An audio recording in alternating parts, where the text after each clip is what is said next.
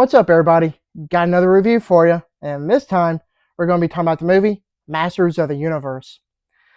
Based off the Mattel toy line and animated series, this new movie is a new adaptation after the critical and commercial failure of the 1987 movie. I never saw that movie in particular, and I really have no interest in it at all because I've heard a lot how terrible it is. As much as I enjoyed watching the cartoon back in the day, this new movie managed to grab my attention, and I knew right then that I had to check it out. Is it any good? Well, let's find out. The movie story follows after being separated for 15 years, the Sword of Power leads Prince Adam back to Eternia, where he discovers his home shattered under the fiendish rule of Skeletor. To save his family and his world, Adam must join forces with his closest allies and embrace his true destiny as He-Man, the most powerful man in the universe. Well, it's safe to say that I had a fantastic time with this movie. It was absolutely everything I wanted out of it and then some, as this movie made my inner child very happy. Yeah, I do have a couple gripes with the movie, but I'll get to those later. Right now, I want to talk about the many great things the movie has going for it. That all include how amazingly accurate it is to the cartoon, the exhilaratingly cool action scenes, good looking special effects, the visually vibrant cinematography, and some good acting from everyone. First off, I do want to say how much I appreciate the lengths the movie went to stay as accurate as possible to capture the same magic and charm that the cartoon had. While watching the movie, I felt like I was grinning from ear to ear, just soaking it all in. To say that I had a lot of fun with this movie is quite the understatement. The many different action set pieces were quite the spectacle, as they were all exhilaratingly fun to watch. The fight scenes were simply awesome, just exactly how I envisioned how they would be.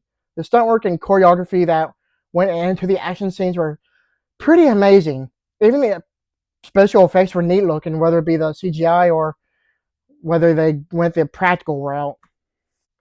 I will say that this is a visually dazzling movie with its gorgeous looking cinematography. It definitely captures the vibrant, colorful nature of the cartoon. With the way that framing, composition, and lighting was used, we do get a lot of good looking shots throughout the movie. It literally felt like the cartoon came to life, and I was more than pleasantly impressed with the movie's visuals. As far as the characters go, I thought Nicholas Galitzine was the perfect embodiment of Prince Adam, as he wonderfully does the character amazingly well done. Idris Elba was fun as Man-at-Arms, and Camila Mendes was great as Tila. Not a fan of Jared Leto, but I surprisingly enjoyed his take as Skeletor because he played the titular villain really well because he eats up every scene he was in. As far as everyone in the movie goes, there was no ounce of talent gone to waste. If there's anything about the movie that bothered me the most, it would have to be its bloated runtime. The movie has no business being 2 hours and 20 minutes long. The pacing definitely drags in some scenes, and you can really feel it. If you shaved off maybe 20 minutes or so, it would be just right. Another thing, the movie's tone does tend to be inconsistent half the time. I'm glad the movie does like to have fun with itself as it doesn't take itself serious, but it would be nice if there wasn't any innuendo jokes that undermine the movie's somewhat serious moments. I don't know, but those jokes in particular were out of place and just weird. Other than that, I had a complete blast with this movie. I know it could have been better, but it was good for what it was. I definitely recommend checking this movie out at the theater. Overall, Masters of the Universe is a radical sci-fi fantasy adventure that is about as epic as can be. It is definitely a movie that both longtime fans and newcomers can equally enjoy.